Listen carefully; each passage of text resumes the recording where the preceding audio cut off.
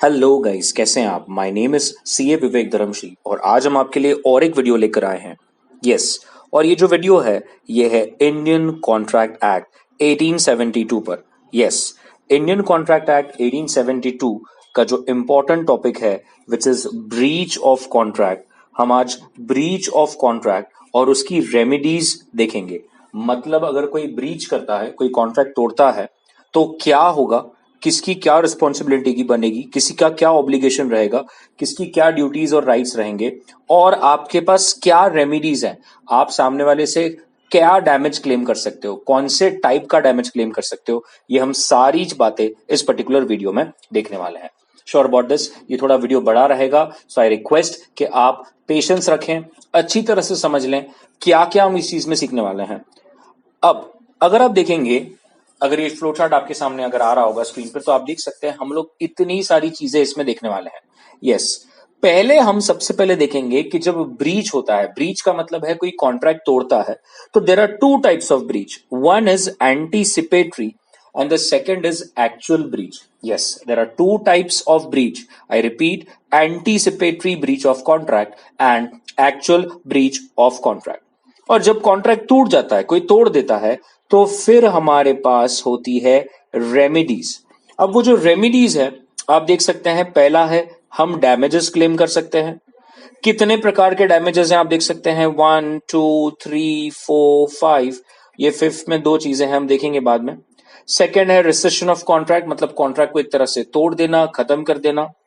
Third होता है suit for specific performance. बहुत बार जब कोई कॉन्ट्रैक्ट तोड़ देता है तो हमें पैसे नहीं चाहिए, पैसे हमारे पास भी है, हमें पैसे नहीं चाहिए, हमें जो परफॉर्मेंस कॉन्ट्रैक्ट में प्रॉमिस की गई थी वो परफॉर्मेंस चाहिए, तो आप वो क्लेम कर सकते हो। The fourth is suit for injunction. Injunction के लिए मतलब सामने वाले को कोई चीज करने से रोकना। हम कोर्ट से ऑर्डर लेकर आते हैं कि सामने वाला जो करने वाला है, जो कॉन्ट्रैक्ट तोड़कर कर रहा है, उसे रोका जाए। और फिफ्थ है क्वांटम मेरिट। क्वांटम मेरिट एक अलग कॉन्सेप्ट है, हम लोग उसको स्पेसिफिकली वीडियो के लास्ट में 10 से 15 मिनट देखेंगे कि क्वांटम मेरिट होता क्या है। ठीक है, तो यहां पर आप देख सकते हैं कि हमारे पास पहले तो हमें सीखना है कि कॉन्ट्रैक्ट जब टूटता है तो there are two types, anticipatory and actual breach, और फिर उसके रिलेटेड जो रेमेडीज हैं वो सारी रेमेडीज हमें वन बाय वन कर कर समझनी है। Sure about this? पक्का? क्या यहां तक आपको समझ में आ गया एक जस्ट एक ओवरव्यू कि हम इस पर्टिकुलर वीडियो में किन बातों पर डिस्कस करने वाले हैं? Sure about this? चलिए अब one by one let us understand क्या क्या चीजें हैं। तो अब तक हमने देखा कि भाई सारी चीजें हमने समझी, इतनी सारे पार्ट्स ऑफ वीडियोस बनाए। आप सबको मालूम होगा, I know consistently people text me, comment में लिखते हो, मुझे पता है कि students are watching the video. हम लोग भी पीछे एनालिटिक्स में देखते हैं कि कितने मिनट्स का व्यूइंग हुआ, कहाँ से व्यू हो रहा है, इंडिया के कौन से पार्ट से कितने लोग देख रहे हैं। What is important for us is कि आप जितने भी इंडियन कॉन्ट्रैक्ट एक्ट पर पार्ट्स अपलोडेड हैं उसे सीक्वेंस में देख रहे हैं, बिकॉज सीक्वेंस में देखना बहुत जरूरी है। अगर आप उस सीक्वेंस को मिस कर दोगे तो कंसेप्ट समझने में थोड़ी दिक्कत हो जाएगी।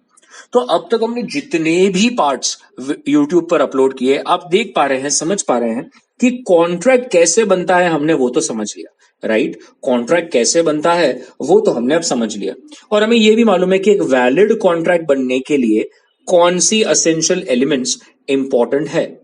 लेकिन अब बात आती है अगर वो कॉन्ट्रैक्ट का ब्रीच होता है तो। ब्रीच का मतलब है कॉन्ट्रैक्ट अगर टूट जाता है, और टूट जाता है का मतलब क्या है, one of the parties have failed to perform their obligation.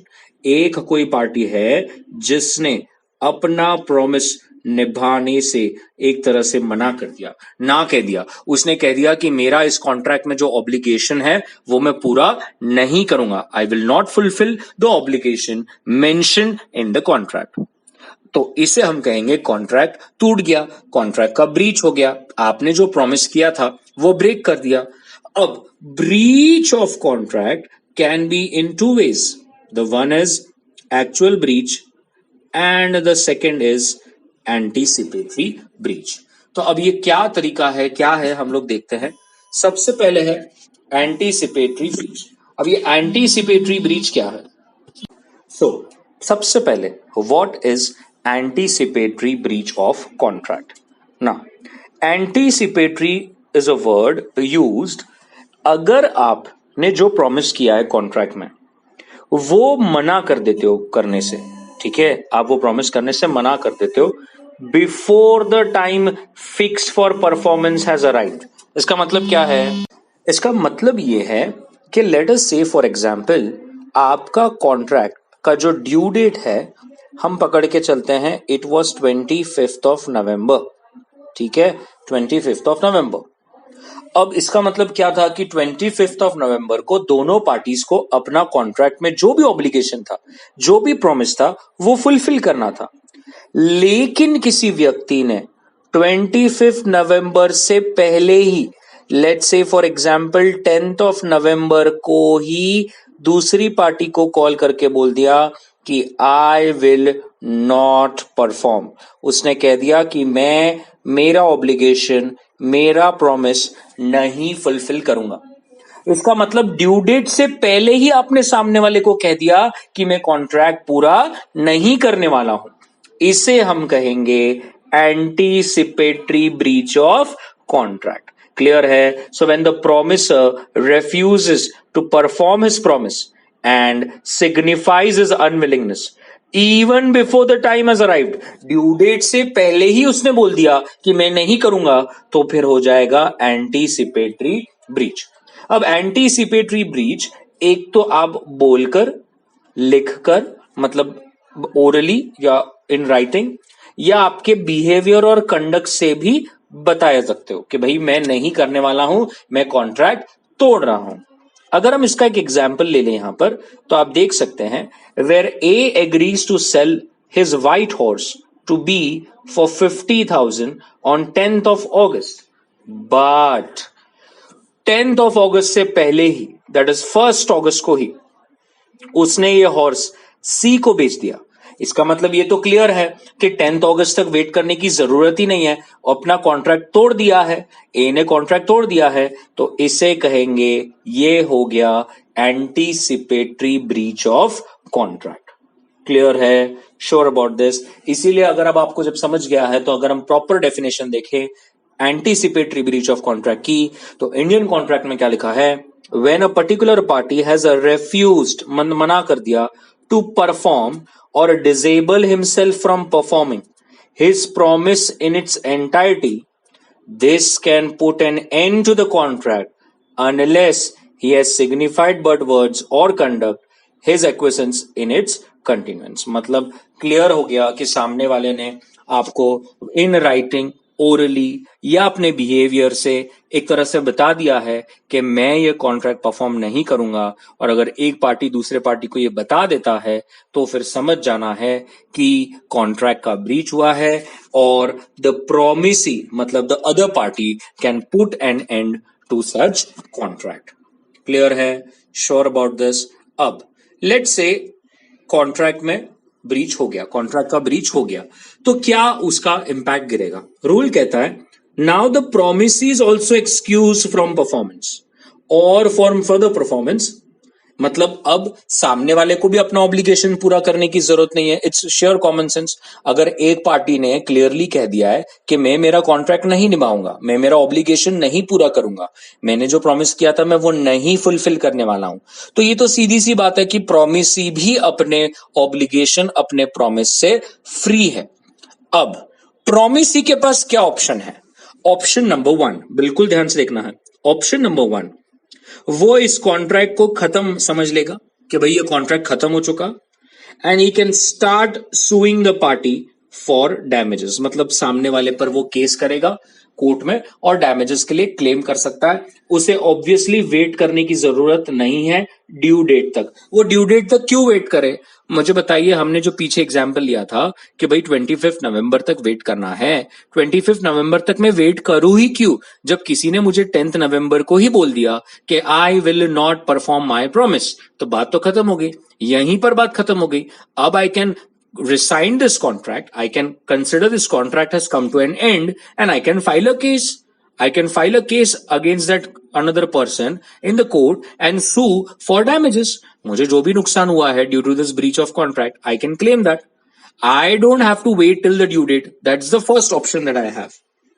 The second option is he may elect not to resign. ओहो, मतलब you may elect not to resign का मतलब है आप ऐसा मानेंगे कि कॉन्ट्रैक्ट खत्म नहीं हुआ and you will treat as if it is still operative. आप इसे मान के चलेंगे कि ये अभी भी ऑन है and wait for the time of performance and then hold the other party responsible for the consequences of non-performance. मतलब सेकेंड ऑप्शन क्या है आपको समझ रहा है?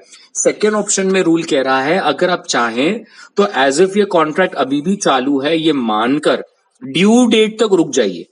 हो सकता है ड्यू डेट तक शायद वो अपना कॉन्ट्रैक्ट कर दे. यस, ड्यू डेट तक शायद वो आ जाए और अपना ऑब्लिगेशन पूरा कर दे. और अगर ड्यू डेट को वो नहीं आता, जिसके ज्यादा चांसेस है बिकॉज उसने आपको आज ही बोल दिया कि मैं नहीं आऊंगा, तो बात खत्म होगी.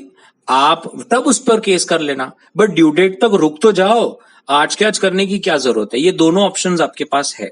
मैं आपको फिर से एक बार बता दूं, आपको अगर नहीं समझ रहा है I will repeat it for you. First, आपको जब किसी ने ड्यू डेट से पहले ही बोल दिया कि मैं कॉन्ट्रैक्ट तोड़ रहा हूं, आप रुकिए मत, तुरंत उस पर केस कीजिए, डैमेजेस के लिए केस फाइल कीजिए. ऑप्शन नंबर 2, सुन लीजिए लेकिन कुछ मत करिए. कंसिडर कीजिए एज इफ कि वो उसकी आत्मा जाग जाएगी और वो ड्यू डेट पर अपना परफॉर्मेंस, अपना ऑब्लिगेशन पूरा कर देगा. मतलब आप ड्यू डेट तक रुक जाइए. ड्यू डेट को अभी टाइम है. हो सकता है वो ड्यू डेट तक उसकी आत्मा जाग जाए, उसको ऐसा लगे कि नहीं यार मैंने गलत किया कॉन्ट्रैक्ट तोड़कर और मुझे मेरा कॉन्ट्रैक्ट फुलफिल करना चाहिए, और वो कर देगा. Are you getting this? वो कॉन्ट्रैक्ट पूरा कर देगा. लेकिन अगर ड्यू डेट को भी वो नहीं करता तब आप उस पर केस कर लेना. बात बड़ी सिंपल है. अरे यस और नो, वैसे भी आपको करना ही है तो ड्यू डेट तक रुक जाने में क्या दिक्कत है? तो सेकंड ऑप्शन आपके पास ये है.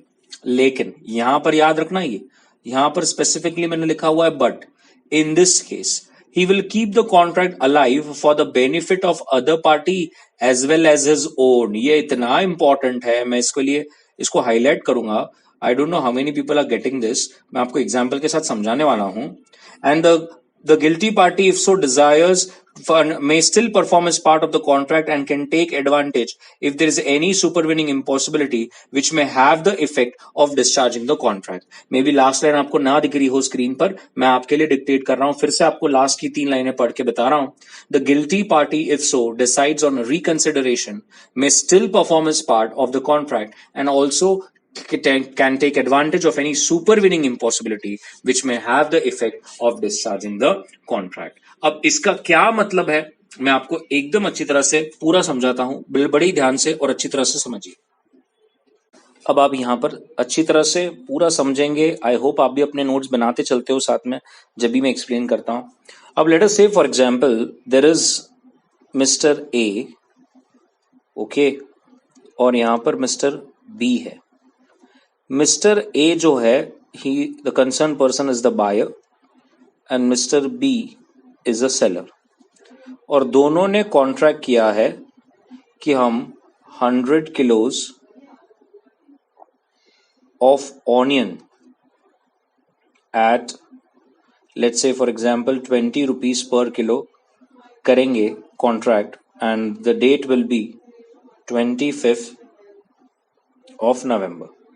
इसका मतलब ये सिंपल है कि 25th ऑफ नवंबर को mister B 100 kilos of onion देगा और mister A 100 kilos into 20 rupees 2000 rupees mister B को दे देगा. ठीक है. Now let's say for example ये जो कॉन्ट्रैक्ट हुआ था ये हुआ था 1 सितंबर को. कब हुआ था? 1 सितंबर को. मतलब कॉन्ट्रैक्ट में अभी ऑलमोस्ट सितंबर, अक्टूबर और नवंबर के 25 डेज, 3 मंथ्स बाकी थे. Let's say for example on 15th of October the rate was 80 rupees per kilo. How much? 80 rupees per kilo. And it was expected कि रेट और भी ऊपर जाएगा. तो आप बताइए अगर रेट और ऊपर जाएगा, जबकि सेलर जो कि मिस्टर बी है उसने तो पहले से कॉन्ट्रैक्ट करके रखा है कि मैं आपको 20 रुपीज में बेच दूंगा, तो यहां पर तो मिस्टर बी को नुकसान हो रहा है. और अभी तो 15 अक्टूबर है, अभी तो 25 नवंबर तक rates are suppose to go more up. तो उसको तो बहुत दुख हो रहा है कि अरे यार मार्केट में रेट पर किलो चल रहा है 100 rupees, 120 rupees, and I will be selling it for 20 rupees, making a huge loss. So I don't want to do that. So mister B ने 15 अक्टूबर को ही मिस्टर ए को कम्युनिकेट कर दिया. मिस्टर बी ने क्या कहा कि I will not perform promise. क्या कर दिया? 25 अक्टूबर को ही ब्रीच ऑफ कॉन्ट्रैक्ट कर दिया है. अब मुझे बताइए मिस्टर बी ने क्या 25 नवंबर को आकर कहा कि मैं नहीं करूंगा, या उसके पहले ही कह दिया? उसके पहले ही कह दिया. Right, perfect. अब जबकि उसने 15 अक्टूबर को ही बोल दिया है कि मैं अपना प्रॉमिस नहीं निभाऊंगा, इससे हम कहेंगे एंटीसिपेटरी ब्रीच. इसे हम क्या कहेंगे? Anticipatory breach. क्लियर है? Sure about this? अगर वो ड्यू डेट पर ही बोलता था कि मैं नहीं कॉन्ट्रैक्ट निभाऊंगा, तो मैं उसे क्या कहता था? मैं उसे कहता था एक्चुअल ब्रीच. मैं उसे क्या कहता था? Actual breach. लेकिन मैंने ड्यू डेट पे नहीं, ड्यू डेट से पहले ही बता दिया. मैंने ड्यू डेट से पहले ही बता दिया कि मैं ये कॉन्ट्रैक्ट पूरा नहीं कर रहा हूं. Now in anticipatory breach I have two options. कौन से दो ऑप्शंस हैं? ये एक्चुअल ब्रीच तो नहीं है, राइट, ये एंटीसिपेटरी ब्रीच है. तो अब मेरे पास ऑप्शन 1 क्या था? मेरे पास ऑप्शन 1 ये है. So in option 1 what will happen is, आप आज ही इसको ब्रीच कंसिडर कर लेंगे, राइट, आप आज ही इसको ब्रीच कंसिडर कर लेंगे और डैमेजेस के लिए केस फाइल करेंगे. अब आप कितना डैमेज क्लेम करेंगे? 15 अक्टूबर को उसने आपको ना बोला, राइट. उस दिन क्या रेट चल रहा था? उस दिन रेट चल रहा था 80 रुपीज. आपका क्या डिसाइड हुआ था? 20 रुपीज. अब जब 80 रुपीज हो गया तब जाकर उसने ना कह दिया. तो हम 80 माइनस 20 इंटू 100 किलोज कितना होता है? 6,000 रुपीज, राइट. आप इतने का क्लेम उस पर कर सकते हो, बिकॉज आज जब उसने मुझे बोला कि I will not fulfill my promise, at that time the rate was 80 rupees, whereas we had decided 20. So 60 rupees, the difference in the price into 100 kilos, that is the amount that you can claim. You can file a suit against Mr. B and claim a damage of 6,000 rupees. But जैसे हमने बात करी option 2, option 2 में आप क्या करेंगे?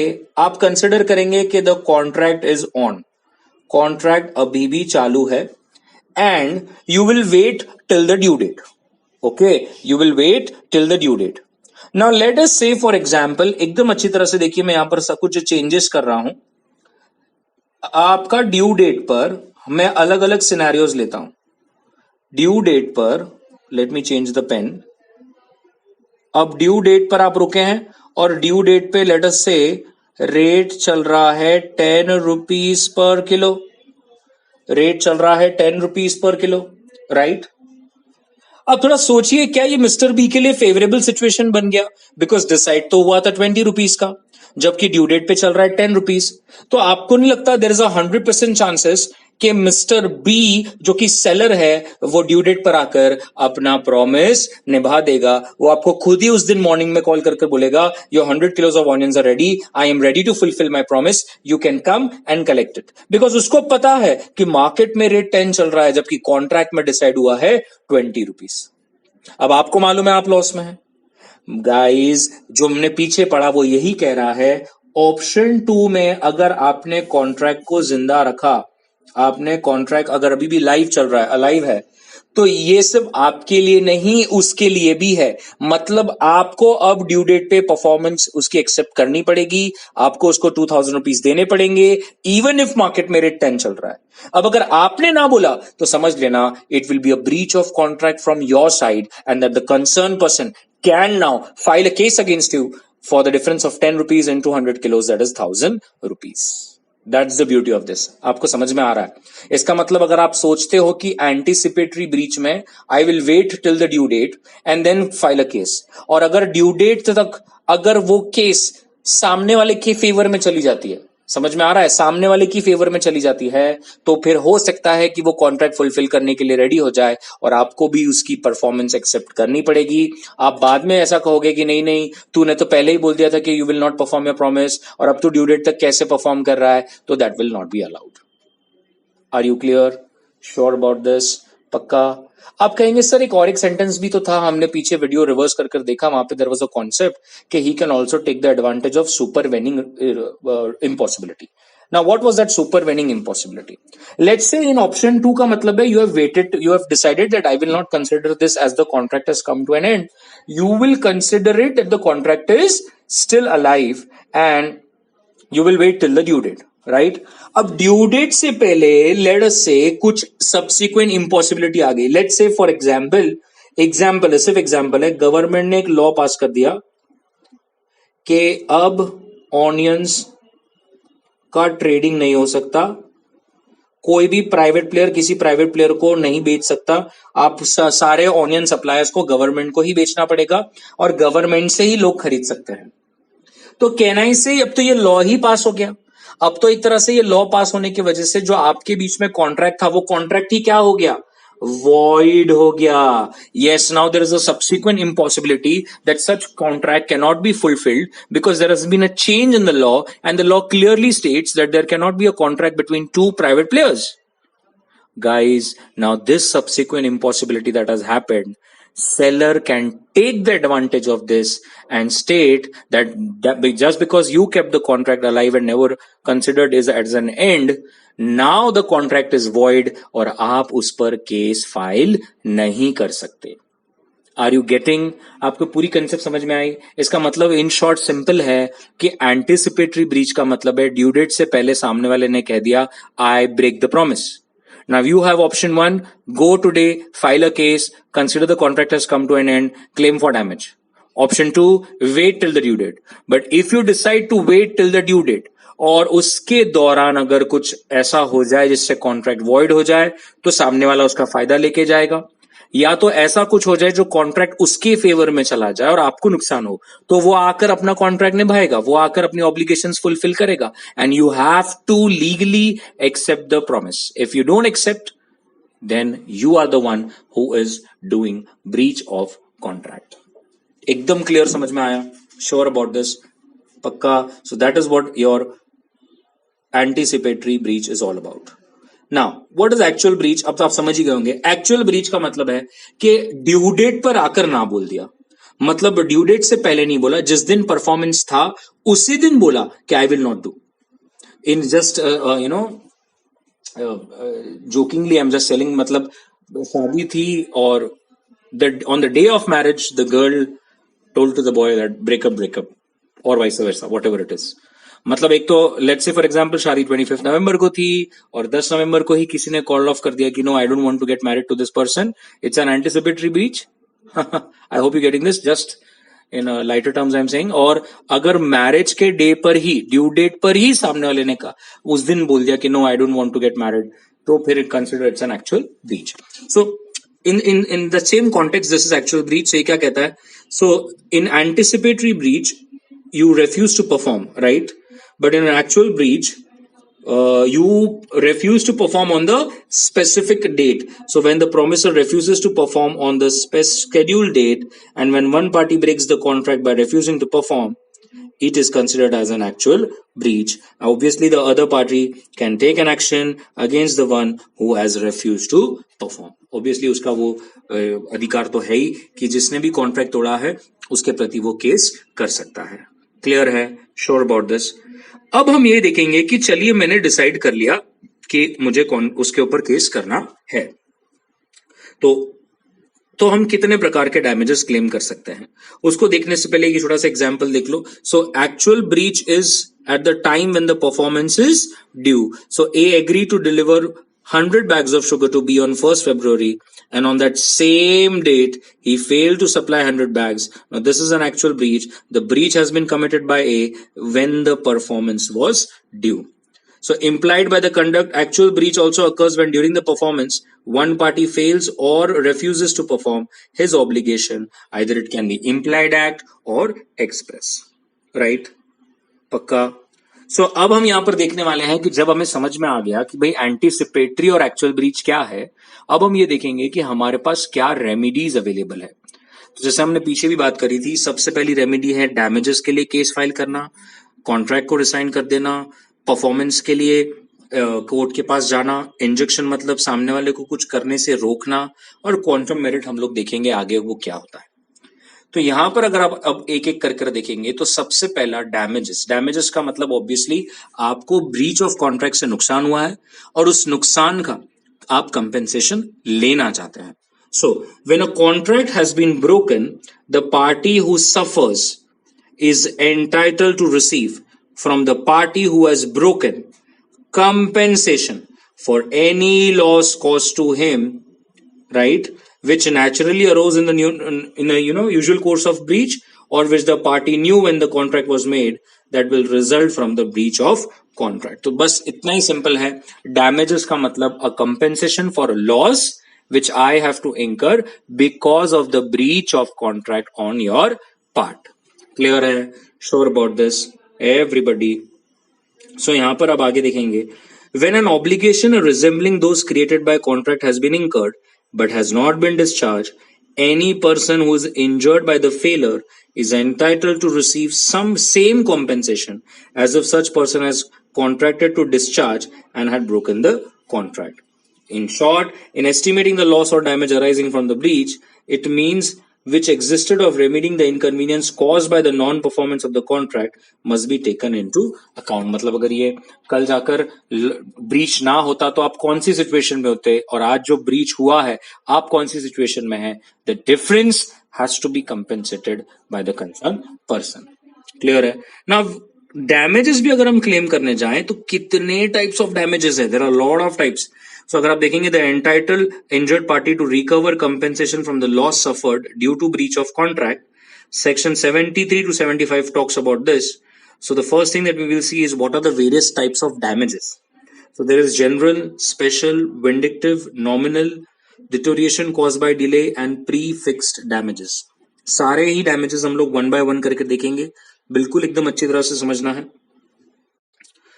Okay, ना सबसे पहले है ऑर्डिनरी डैमेज। ऑर्डिनरी डैमेज मैं आपको इन शॉर्ट बता दूं, जो मैं अभी आपको पीछे बताया, the difference in the rate into the kilos, that is an ordinary damage that you are claiming. So when the contract has been broken which naturally arose in the usual course, the party who has suffered from the party who has broken can take the compensation for any loss or damage from such breach or which the party knew when they made the contract to result in from the breach.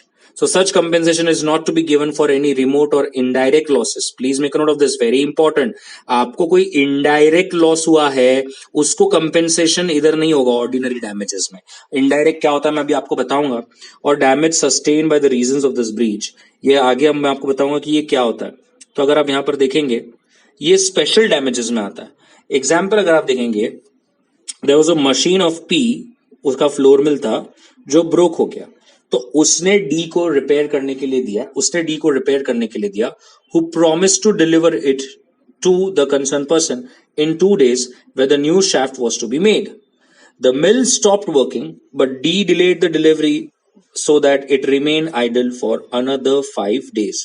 मतलब in short हुआ क्या है, आपकी machinery break हो गई थी, आपने किसी को बोला यार ये मशीन को रिपेयर कर दो, और सामने वाले ने कहा ठीक है 1-2 दिन में देता हूं, बट रिपेयर करने में 5 days लग गए और उसने 5 days के बाद ये मशीनरी उसको रिपेयर करके दी।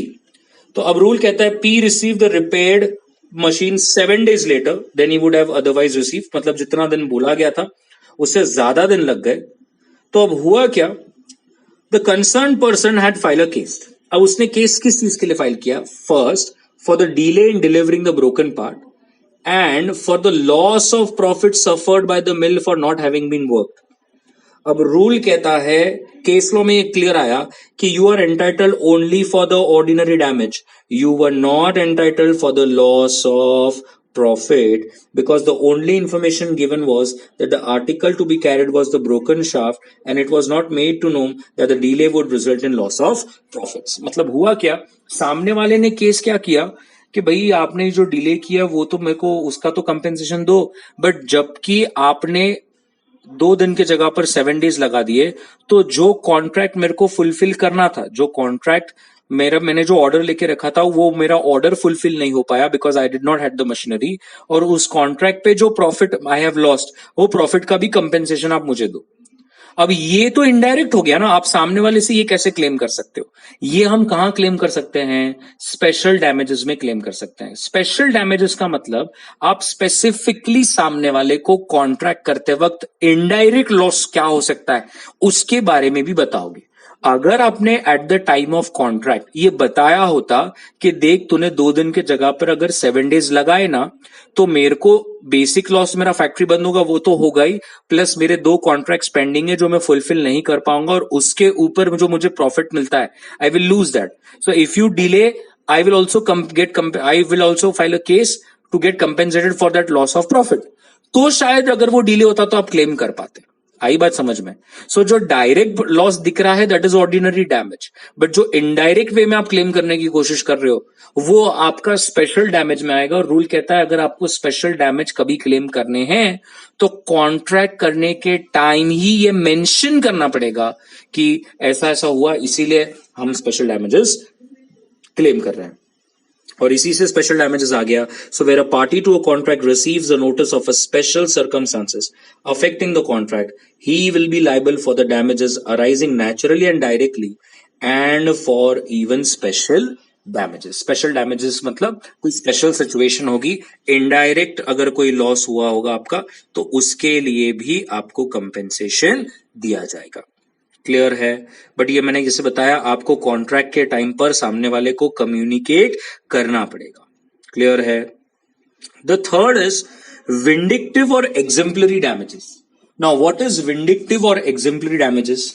विंडिक्टिव और एग्जेम्पलरी डैमेजेस का मतलब है, first, for breach of promise. Let's say for example आपने किसी से शादी करने का प्रॉमिस किया, बट आपने फिर मना कर दिया, which has caused injury to his और हर फीलिंग्स। मतलब लेट्स से फॉर एग्जांपल सामने वाला डिप्रेशन में चला गया and he is in a very bad state, he is in a very bad situation. अब यहां पर होता क्या है, कोर्ट जो है आपको पनिश कर कर एक सोसाइटी के लिए एग्जाम्पल सेट करना चाहता है, और इसीलिए हम कहते हैं विंडिक्टिव या एग्जेम्पलरी डैमेजेस, मतलब ह्यूज डैमेजेस, एक तरह से हेवी डैमेजेस कोर्ट अवॉर्ड करता है, जिससे सिर्फ जो अभी टाइमिंग के लिए केस में कल्प्रिट है वो ही ना समझे, बट उसको देखने वाली सोसाइटी भी समझे कि ये सारी चीजें अलाउड नहीं है, it is oppose to public policy, not in the interest of society. या दूसरा एग्जाम्पल हम ले सकते हैं, आपके अकाउंट में पैसे थे लेकिन फिर भी बैंक ने आपके चेक को डिसऑनर किया। Now in this case the injury due to wrongful dishonour is so heavy that it causes loss of credit and reputation to him. In fact, यहाँ पे तो ऐसा रूल चलता है, the smaller the amount of check, higher will be the amount of penalty that will be levied by the court. इसका मतलब let's say for example मैंने आपको 100 रुपीज का चेक दिया, मेरे अकाउंट में पैसे थे लेकिन बैंक ने wrongfully डिसऑनर कर दिया। अब आपको क्या लगेगा कि सर ने हमें 100 रुपीज का चेक दिया और वो बाउंस हो गया, मतलब सर के अकाउंट में तो पैसे भी नहीं है and he still giving us a cheque. Now आपको नहीं लगता it causes a loss of credit, it damages my reputation? Yes. So I will claim vindictive damages. I will sue and claim vindictive damages, and even court will award this because wrongful dishonor of check is a very very very big mistake. And in fact जैसे मैंने कहा rule ऐसा है कि the lower the amount of check, higher will be the amount of penalty. So a businessman whose credit has suffered will get exemplary damages even if he has sustained no loss. और no doubt आपने कभी मेरे पे कोई case नहीं किया, 100 rupees का ही check था, बट स्टिल मेरे को कोई लॉस नहीं हुआ, फिर भी मैं आपसे क्लेम कर सकूंगा। But a non trader can not get heavy damages in the like circumstances unless the damages are alleged and proved as a special damages. Clear है? Sure about this? The fourth is nominal damages. Nominal damages का मतलब है कोई दिक्कत नहीं हुई है but सिर्फ कोई लीगल पार्ट में इशू है, कॉन्ट्रैक्ट के लीगल पार्ट में इशू है, और इसीलिए हम ये डैमेजेस को क्लेम कर रहे हैं। तो हो सकता है एग्रीमेंट में एक तरह से कोई स्टैम्प ड्यूटी ना हो, या कोई पर्टिकुलर बॉन्ड पेपर होना चाहिए, वो बॉन्ड पेपर नहीं है, तब जाकर ये नॉमिनल डैमेजेस को फाइल किया जाता है। मतलब क्या कि जैसे कॉन्ट्रैक्ट आप जब करते हो ना, तो हो सकता है कि let's say for example contract में 2 साइन जरूरत थी, एक ही साइन की गई है, या let's say for example joint promises थे, कहीं पर साइन मिसिंग है, या बॉन्ड पेपर का इशू है, या आपने वो स्टैम्प ड्यूटी बराबर से नहीं भरी है, ऐसा कुछ अगर टेक्निकल डिफॉल्ट जैसे हम कहते हैं ना, टेक्निकल डिफॉल्ट अगर होता है तो कोर्ट हमें नॉमिनल डैमेजेस लगाता है। ये डैमेजेस जो होते हैं ना guys, they are very very very low, you can say 10 पैसा, 1 रुपी, 2 रुपी डैमेजेस होते हैं। तो ये इसको हम डैमेज नहीं बोलेंगे, बट हाँ इट इज अवॉर्डेड अगर कोई कॉन्ट्रैक्ट में टेक्निकल इशू है। ऐसा कोई डैमेज नहीं हुआ है बट टेक्निकल डिफॉल्ट है, तो उसकी वजह से ये डैमेज लगता है। अब उसके बाद होता है damages for deterioration caused by delay. मतलब डिले हुआ है और उसकी वजह से आपकी जो चीज है वो डिटोरिएट हो गई, खराब हो गई। So the word deterioration is not only physical damage to the goods, but it can also be a loss of opportunity for sale. मतलब शायद लेट हो जाने की वजह से आप समय पर बेच ना पाए और बेच ना पाने की वजह से आपने प्रॉफिट नहीं कमाया, तो उसको भी हम डिटोरिएशन की डेफिनेशन में कंसिडर करेंगे। The next is prefixed damages. अब ये प्रीफिक्स डैमेज क्या होता है, बिल्कुल अच्छी तरह से समझना है। प्रीफिक्स डैमेज का मतलब है जब कोई दो पार्टीज कॉन्ट्रैक्ट करती है, तो जब वो कॉन्ट्रैक्ट कर रहे थे उन्होंने कॉन्ट्रैक्ट के वक्त ही एक कंडीशन डाल दी, एक अमाउंट लिख दिया कि अगर हम दोनों में से किसी ने भी कॉन्ट्रैक्ट तोड़ा तो ये अमाउंट डैमेज की तरह हम एक दूसरे को देंगे। आपको समझ में आ गया? फिर से एक बार, प्रीफिक्स डैमेज का मतलब क्या है? प्रीफिक्स डैमेज का मतलब है जब भी कॉन्ट्रैक्ट दो लोगों के बीच में हो रहा था, लेट्स से आपके और मेरे बीच में कॉन्ट्रैक्ट हो रहा था, तो हमने तभी लिख दिया कि मैंने अगर कॉन्ट्रैक्ट तोड़ा तो आई विल गिव यू 5,000, आपने अगर कॉन्ट्रैक्ट तोड़ा तो you will pay me 5,000। So the amount has been clearly mentioned in the contract कि इतना हमें एक दूसरे को देना है अगर हमने कॉन्ट्रैक्ट तोड़ा तो। लेकिन उसमें वो जो अमाउंट जो आप लिखते हो कॉन्ट्रैक्ट में कि ब्रीच होने पर हम एक दूसरे को इतना देंगे, it falls under two categories. The one is liquidated damages and the another one is penalty. अब ये दोनों में डिफरेंस क्या है? बात तो वही है कि आपने पहले से ही कॉन्ट्रैक्ट में लिखा है, तो फिर ये दो शब्द क्यों? तो थोड़ा समझिए।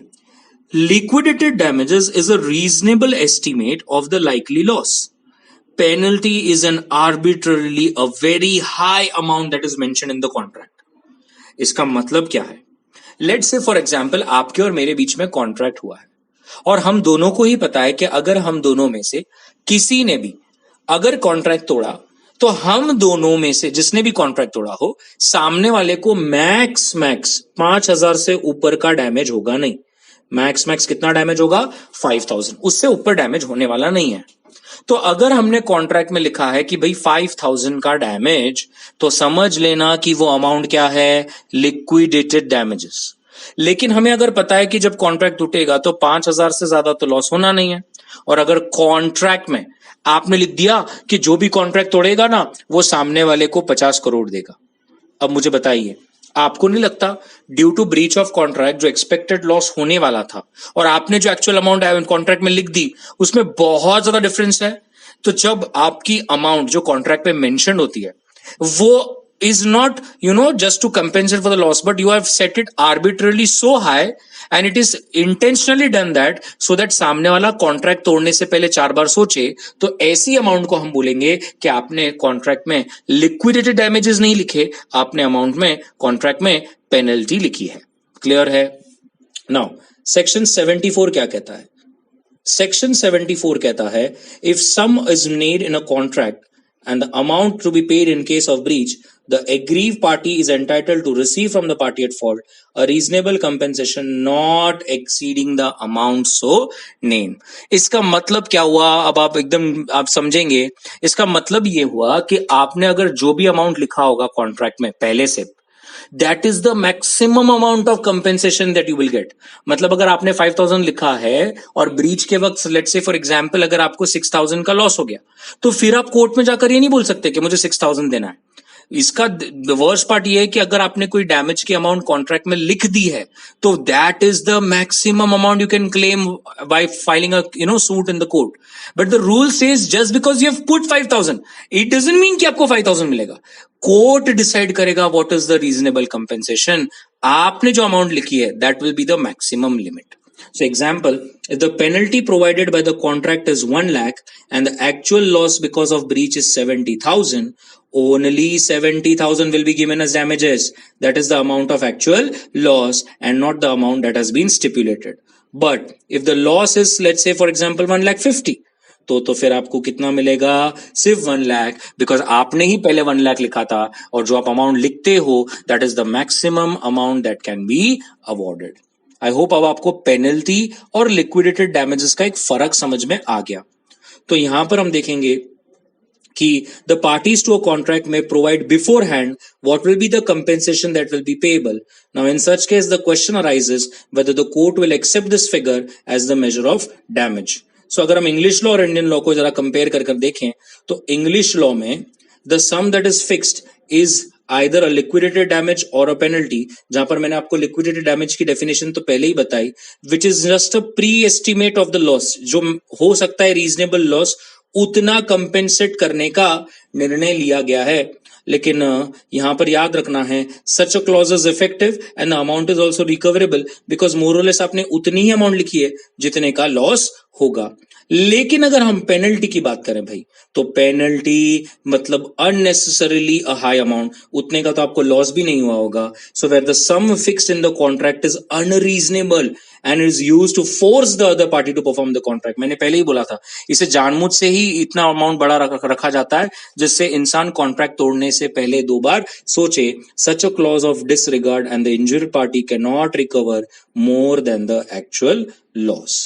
लेकिन इंडिया में ऐसा नहीं है। इंडिया में अगर आपने पेनल्टी या लिक्विडेटेड डैमेजेस लिखा हो तो इंडिया में कोर्ट उसे डिस्टिंग्विश नहीं करता, बस वो इतना कहता है कि we will give you a reasonable compensation, but the important point is not exceeding the amount that has been mention. So it lays down if the parties have fix what the damage will the courts will be, तो court will not allow you more than what the amount has been mentioned. A decree is to be passed only for a reasonable compensation, not exceeding the sum named by the parties. Clear है? Sure about this?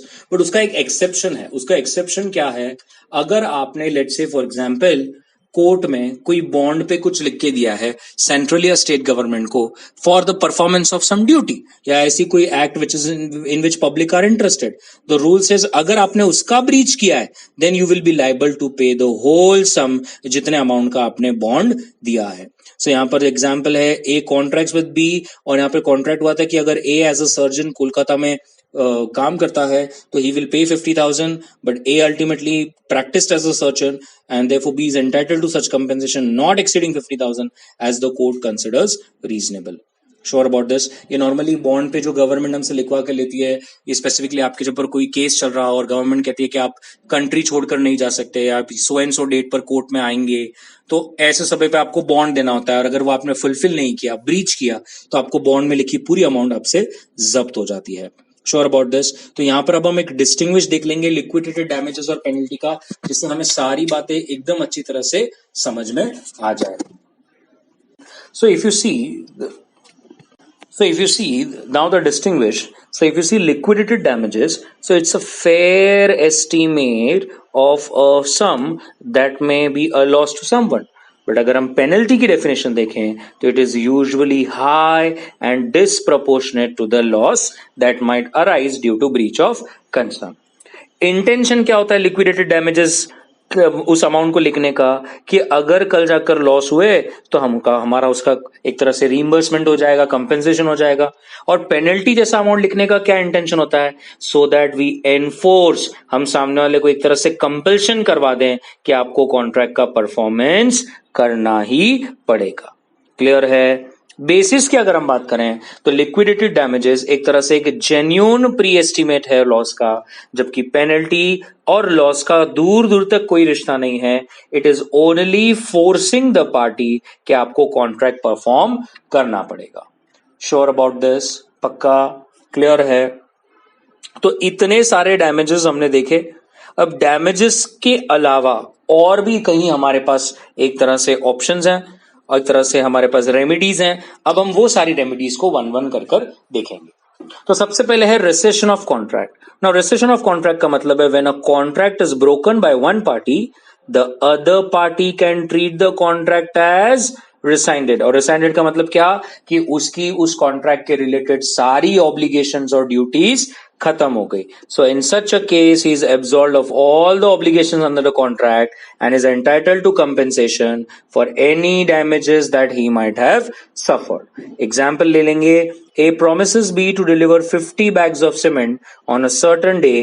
B agrees to pay the amount on receipt of goods. Now that A has failed to deliver the cement, B is discharged from all the liabilities to pay the price, because contract ही खत्म हो गया है. और जब contract ही खत्म हो गया है तो सामने वाले के उस कॉन्ट्रैक्ट के रिलेटेड जो भी ऑब्लिगेशंस है अब वो खत्म हो जाएंगे. क्लियर है? Sure about this? Now if we see what is quantum meruit. Quantum meruit क्या होता है? अब क्वांटम मेरिट का मतलब क्या है? अब अगर मैं आपको एकदम सिंपल सी भाषा में समझाऊं, क्वांटम मेरिट का मतलब है सामने वाले ने आपके लिए कुछ काम किया है, कुछ परफॉर्मेंस की है, ठीक है, और after some performance the other party has cancelled the contract. एक तरह से there has been a breach of contract. अब मुझे ये बताइए, किसी ने अपनी कोई सर्विस दी है, किसी ने आपके लिए कुछ काम किया है, और उसके बाद अगर आप कॉन्ट्रैक्ट कैंसिल कर दें, उसके बाद अगर आप कह दें कि मुझे नहीं करना, तो ये तो एक व्यक्ति जो सर्विस दे रहा था उसका तो टाइम पास ही हो गया. तो क्वांटम मेरिट का मतलब है हम कोर्ट के द्वारा सामने वाले को ये कह सकते हैं कि मैंने जितना भी काम किया है मुझे उसका प्रोपोर्शनेट रीजनेबल कंपेंसेशन मिलना चाहिए. इसी को हम कहते हैं क्वांटम मेरिट. तो अब अगर हम यहां पर रीड करेंगे जो आपके स्क्रीन में दिख रहा है, where one person has given a service to another and in circumstances which indicate an understanding between them that it is to be paid although no particular remuneration has been fixed. मतलब दो लोगों के बीच में contract हुआ है जहां पर एक व्यक्ति दूसरे को कोई सर्विस देने वाला है, दोनों के बीच में ये अंडरस्टैंडिंग है कि पेमेंट तो करना है, लेकिन डिसाइड नहीं किया गया है कि कितना करना है. और लॉ तो कहता है जब कोई आपके लिए काम कर रहा है तो ऑब्वियसली देयर इज एन एक तरह से इनविजिबल प्रॉमिस कि आप उसको पे करने वाले हैं. तो क्वांटम मेरिट मतलब as much as the party doing the service deserves. जितना उसने प्रोपोर्शनेट काम किया है उतना तो उसको पैसा मिलना ही चाहिए. So it covers a case where the party injured by the breach at the time of breach has done a part of the work. मतलब जिस वक्त सामने वाले ने कॉन्ट्रैक्ट तोड़ा उस समय तक उसने कुछ ना कुछ प्रपोर्शन ऑफ काम तो किया है, but not all of the work which is bound to do under the contract and seeks to compensate for the value of work done. मतलब जितना उसने वहां तक कॉन्ट्रैक्ट किया है उतने के लिए तो वो कंपेंसेशन आपसे लेगा ही लेगा. क्लियर है? अब ये क्वांटम मेरिट को फॉलो करने के लिए आपको दो कंडीशंस का होना जरूरी है. पहला, it is available only if the original contract is discharge. मतलब आपका जो ओरिजिनल कॉन्ट्रैक्ट में आपने डिसाइड किया था, प्रॉमिस किया था, आप वो कर रहे हो, आप वो प्रॉमिस निभाने के लिए तैयार हो, इनफैक्ट आपने काफी हद तक अपनी प्रॉमिस करी भी है. और सेकेंड है, the claim must be brought by a party not in default. मतलब जो क्लेम है वो ऐसा ना हो कि भाई गलती भी आपकी और आप भी उस पर क्लेम कर रहे हो. गलती हमारी नहीं है, गलती सामने वाले की है और सर्विस हमने दी है, तब जाकर आप क्वांटम मेरिट क्लेम करोगे. सो इसका ऑब्जेक्ट क्या है यहां पर आप देखेंगे, the object of allowing a claim on quantum merit is to compensate the party और the person for the work which he has done. So damages are compensatory in nature while quantum merit is restitutory. मतलब a reasonable compensation awarded and to remunerate for the proportionate work that the concerned person has done. तो अगर मैं इसको अब summarise करूं कौन से ऐसी सिचुएशंस में क्वांटम मेरिट आएगा, तो पॉइंट नंबर ए, जहां पर ये क्लियर हो गया कि कॉन्ट्रैक्ट अब वॉइड हो गया है. यस, तो सामने वाले ने वॉइड होने तक कुछ ना कुछ तो काम किया है, तो आपको उसको रीजनेबल कंपेंसेशन तो उसका देना ही चाहिए. B, when something is done without any intention to do gratuitously. मतलब मैंने आप हमारा डिसाइड नहीं हुआ है कितना आप मुझे रेम्यूनरेशन दोगे, बट ये एक तरह से मालूम है कि मैं फ्री में नहीं कर रहा हूं, आपको मुझे रीजनेबली कुछ ना कुछ तो देना ही पड़ेगा. तो ऐसी सिचुएशन में भी क्वांटम मेरिट आता है. सी, where there is an express or implied contract to render services but there is no agreement for remuneration. Fourth, when one party abandons or refuses. मतलब एक पार्टी अपना प्रॉमिस निभाने के लिए तैयार ही नहीं है। Fifth, where a contract is divisible, divisible मतलब आप कॉन्ट्रैक्ट को पार्ट्स में तोड़ सकते हो और एक तरह से आप बता सकते हो कि ये पार्ट का इतना प्रोपोर्शनेट पैसा, ये पार्ट का इतना प्रोपोर्शनेट पैसा, and the party not in default has enjoyed the part performance, मतलब जितना पार्ट सर्विस दिया है उतने का सामने अदर पार्टी ने बेनिफिट भी लिया है। And when an indivisible contract for a lump sum is completely performed but badly done, अब ये वाला जो है इसका मैं आपको एक एग्जांपल देता हूं, आपको तुरंत समझ जाएगा। लेट्स से फॉर एग्जांपल आपने किसी एक इंटीरियर डेकोरेटर को अपना घर के रिनोवेशन के लिए अपॉइंट किया है, ठीक है, and let's say for example 5 rooms थे जिसका आपको इंटीरियर करवाना था, for which the concern person stated you 10 lakh rupees per room, that is 50 lakhs to be paid lump sum once the 5 rooms का renovation is done, right. Now what happened is, जैसे ही 2 room का काम हो गया, let's say for example मेरी mother को पसंद नहीं आया, मेरी मॉम ने कहा कि नहीं ये काम ठीक नहीं हो रहा है, बराबर नहीं हो रहा है, और लेट्स से फॉर एग्जांपल हमने कॉन्ट्रैक्ट कैंसिल कर दिया, हमने बोल दिया कि हमें कॉन्ट्रैक्ट नहीं करना, तो अब तो हमारी तरफ से ब्रीच हो गया। अब सामने वाला क्या कहेगा, क्वांटम मेरिट, क्वांटम मेरिट मतलब क्या, वो कहेगा कि ठीक है आपने कॉन्ट्रैक्ट जो है वो कैंसिल कर दिया, कॉन्ट्रैक्ट अब आप अपना जो प्रॉमिस था, हमारा जो प्रॉमिस था कि हम उसे पे करेंगे, हम वो नहीं करना चाहते हैं, बट एटलीस्ट रीजनेबली जितना उसने काम किया है, let's say for example 5 rooms का 50 lakhs है तो 2 रूम्स का 20 lakhs, उतना तो उसको मिलना ही चाहिए। लेकिन रूल कहता है आप चाहें तो अगर उसने कोई बैड वर्क किया है तो आप वो उसकी अमाउंट में से डिडक्ट कर सकते हो। लेट्स से अगर सच में उसने 2 रूम का इंटीरियर बहुत खराब किया है तो 20 lakhs माइनस उस खराब काम को रेक्टिफाई करने के लिए जो हमें किसी और को अपॉइंट करना पड़ेगा, जितना भी उसका पैसा लगेगा हम वो लॉफुली डिडक्ट कर सकते हैं, लेकिन डिडक्ट करने के बाद जो बचेगा वो तो आपको उसको देना ही पड़ेगा। श्योर अबाउट दिस, पक्का? क्या यहां तक आपको एकदम अच्छी तरह से सारी बातें समझ में आएगी? क्वांटम मेरिट है क्या एवरीबडी? अब क्वांटम मेरिट के बाद हम देखेंगे third, which is suit for specific performance. तो बहुत बार ऐसा होता है कि जब हम कोर्ट में जाते हैं तो हमें पैसे नहीं चाहिए, हमें परफॉर्मेंस ही चाहिए। हमें ऐसा नहीं चाहिए कि सामने वाले ने हमें कुछ परफॉर्मेंस के लिए प्रॉमिस किया था और अब वो नहीं करता है तो वो कहता है चल पैसे दे देता हूं। हमें पैसे नहीं चाहिए, हमें क्या चाहिए, जो कॉन्ट्रैक्ट में परफॉर्मेंस, प्रॉमिस का परफॉर्मेंस का वादा किया था हमें वो चाहिए। सो यहां पर अगर आप देखेंगे क्या कहता है, where damages are not an adequate remedy, जहां पर डैमेजेस एक तरीका सही रेमेडी नहीं है, the court in its discretion on a suit on a specific performance direct party to carry out the promise according to the terms of contract। ये बहुत बार, कई बार आप देखेंगे बुक्स में आपको दिखेगा एक्सेप्शन जैसा कहीं दिखेगा कि बहुत बार बिल्डर्स जो होते हैं वो एडवांस ले लेते हैं और बाद में बिल्डिंग नहीं बनाते हैं, और फिर जो जितने भी बायर्स हैं वो मिलकर केस फाइल करते हैं और जब वहां पर कंपेंसेशन देने के लिए तैयार होता है, बट बहुत सारा बार ऐसा होता है कि बायर कहता है कि नहीं, we don't want compensation, we want our homes to be constructed. तो ऐसी कुछ जगहों पे जहां पर कोर्ट ऑब्जर्व नहीं कर सकता, इंस्पेक्ट नहीं कर सकता, वहां पर तो ये नहीं डालेगा, बट जहां पर वो चेक कर सकता है स्पेसिफिक परफॉर्मेंस, वहां पर कोर्ट आपको in terms of money damages देने के बजाय आपको कहेगा कि आपको स्पेसिफिक परफॉर्मेंस जो आपने कॉन्ट्रैक्ट में प्रॉमिस की थी आपको वही देनी पड़ेगी। श्योर अबाउट दिस, पक्का? The fourth is suit for injunction. अब ये सूट फॉर इंजंक्शन क्या होता है, जहां पर हम सामने वाले को कुछ करने से रोकते हैं।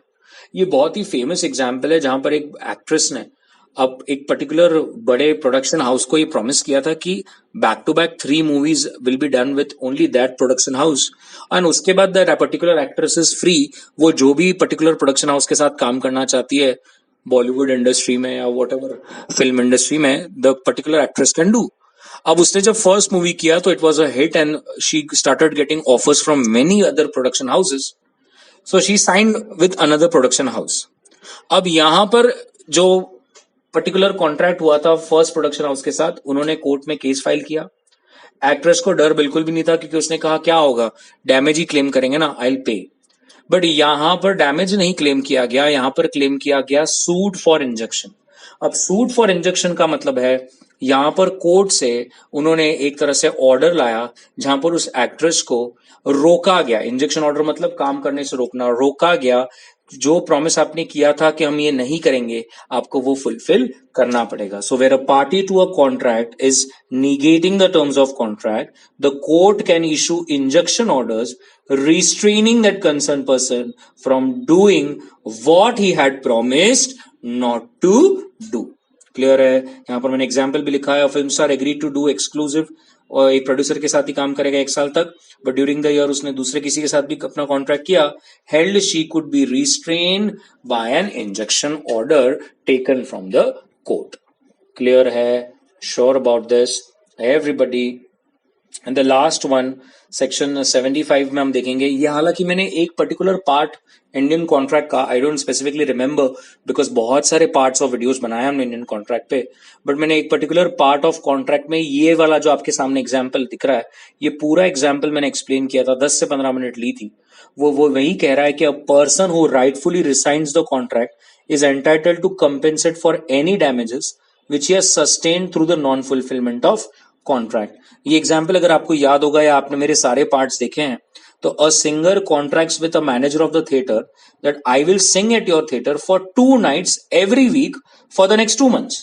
और जहां पर थिएटर मैनेजर ने कहा कि okay I will give you 100 rupees for each nights performance. Now 6th night पर A was absent, the concerned person did not come, and B in consequences resigns the contract, cancels the contract. Now B is entitled to claim compensation for the damage which he has sustained through the non-fulfillment of contract. उतना वो तो पैसा obviously लेंगे अगर उससे कोई damages उस theater manager को हुआ है. Sure about this everybody? जैसे मैंने आपको स्टार्ट में कहा था, वीडियो बड़ा होगा, मैंने पहले ही कहा था, but video was very important क्योंकि हमने यहाँ पर ब्रीच ऑफ कॉन्ट्रैक्ट और क्या रेमेडीज है, 1 by 1 कर सारी रेमेडीज को समझा. हमने टाइप्स ऑफ डैमेजेस देखे और स्पेसिफिकली स्टार्ट में समझा कि एंटीसिपेटरी और एक्चुअल ब्रीच में क्या डिफरेंस है.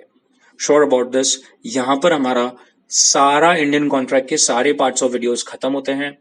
इतना ही था इंडियन कॉन्ट्रैक्ट एक्ट में सेक्शन 1 से लेकर section 75. Hope you like the whole series of Indian contract that was uploaded on YouTube only for you. If you like, आप बता सकते हैं हमें कमेंट सेक्शन में. मैंने जैसे कहा, every 15 days I go through all the comments, each and every comment, read them, try to reply. अगर आपको कोई डाउट्स हैं तो आप पूछ सकते हैं, आप बता सकते हैं आपको क्या अच्छा लगा, क्या नहीं अच्छा लगा. ऐसी कौन से और सब्जेक्ट्स हैं, ऐसे कौन से और एक्ट्स है, ऐसे कौन से और प्रैक्टिकल चैप्टर्स, सब्जेक्ट्स हैं जिस पर मैंने वीडियो बनाने चाहिए, जो आपको लगता है कि मैं बना सकता हूं और आपको उससे फायदा होगा, आप वो भी मुझे बता सकते हैं. So that's it from my side. Thank you very much. Best wishes for your exam. Study well, perform well. Wish you all the success. Thank you. Bye bye.